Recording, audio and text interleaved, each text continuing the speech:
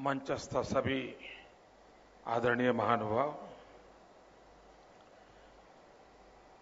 मैं डॉक्टर जोशी जी का अभिनंदन करता हूं कि उन्होंने, उनकी टीम ने देश की आशा आकांक्षाओं का प्रतिबिंब इस मैनिफेस्टो में व्यक्त किया है।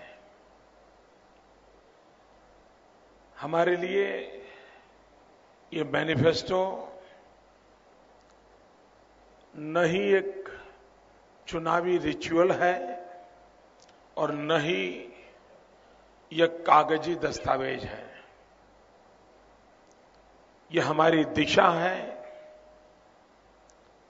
यह हमारा लक्ष्य है, यह हमारी प्रतिबद्धता है।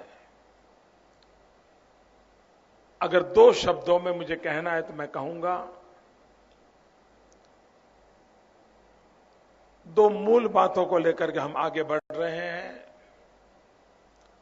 एक गुड गवर्नेंस, दूसरा डेवलपमेंट, सुशासन एवं विकास। और जब हम विकास की बात करते हैं तो विकास सर्वसमावेशक हो, विकास सर्वस्पर्शी हो, विकास सार्वदेशिक हो, विकास सर्वप्रिय हो। उसी प्रकार से जब हम गुड गवर्नेंस की बात करते हैं तो गुड गवर्नेंस सरकार वो होनी चाहिए जो गरीब के लिए सोचे, गरीब का सुने। दलित, पीड़ित, शोषित, वंचित, उनके लिए सरकार ही एकमात्र सहारा होती है। अगर वो उसको बच्चों को पढ़ाना चाहता है, ये सरकार का दायित्व बनता है कि उसके बच्चों को अच्छी शिक्षा दे। गरीब से गरीब व्यक्ति के लिए मां बाप अगर बीमार हैं तो सरकार का दायित्व है कि उन बूढ़े मां बाप को अच्छे से अच्छी स्वास्थ्य सुविधाएं उपलब्ध हो। और इसलिए शासन, पंडित दीनदयाल उपाध्याय जी ने हमें जो मार्गदर्शन दिया है, अंत्योदय की कल्पना का, उस अंत्योदय की कल्पना को लेकर के चलना। देश के लिए चाहे आंतरिक सुरक्षा का मामला हो, चाहे बाहरी खतरों का मामला हो, भारत सक्षम हो, सामर्थ्यवान हो, इस पर हम प्रतिबद्ध हैं।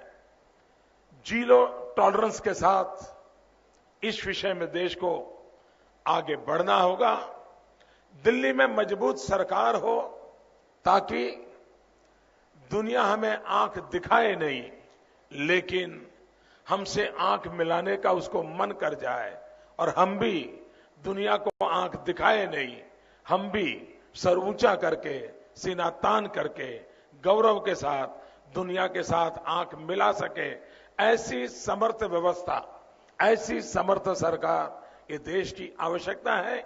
इस मैनिफेस्टो के हर पहलू को अगर एक क्यूमुलेटिव इफेक्ट के रूप में देखें तो मुझे विश्वास है कि आज देश जो गड्ढे में गिरा है उसको बाहर लाने की उसमें ताकत है।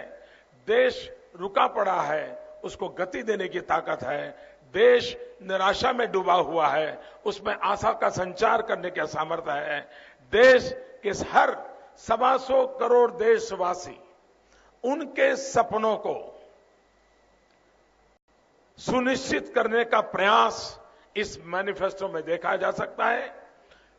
देश के 125 करोड़ नागरिक इस मैनिफेस्टो के गुलदस्ते में अपनी आवश्यकताओं की महक अनुभव कर सकते हैं। और आने वाले 60 महीने में जब देश की जनता भारतीय जनता पार्टी को सेवा करने का अवसर देगी, मुझे विश्वास है कि इस मैनिफेस्टो के भरोसे, उस मार्गदर्शक सिद्धांतों के भरोसे देश की आशा आकांक्षाओं को पूर्ण करने में हम कोई पीछे नहीं रहेंगे, हम परिपूर्ण कर रहेंगे। और हमारा विश्वास है कि इसी मार्ग से, इसी सपने से, इसी कार्य संस्कृति से, इसी वर्क कल्चर से हम इसे प्राप्त करके रहेंगे। हमारा लक्ष्य है एक भारत श्रेष्ठ भारत। हमारा रास्ता है सबका साथ सबका विकास। इस कार्य संस्कृति को लेकर के हम आगे बढ़ रहे हैं। व्यक्तिगत रूप से मेरी पार्टी ने मुझे जिम्मेवारी दी है, तो आज मैं इस बात को भी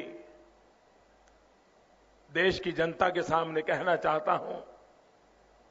व्यक्ति के रूप में मुझे जो दायित्व देश की जनता देगी, उसको पूरा करने में, परिश्रम करने में मैं कभी भी कमी नहीं रखूंगा। दूसरा, मैं देश के सामने कहना चाहता हूं, मैं अपने लिए कभी कुछ नहीं करूंगा।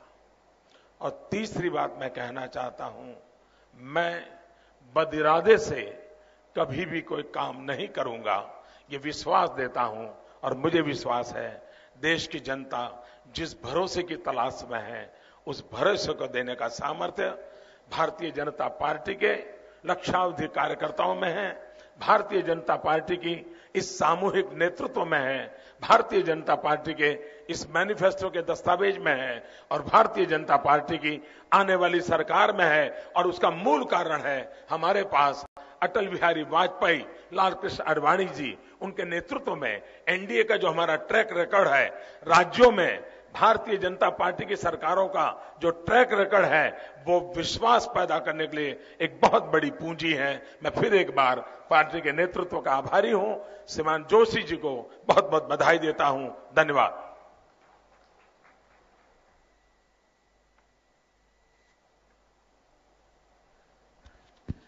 मैं अपने वरिष्ठ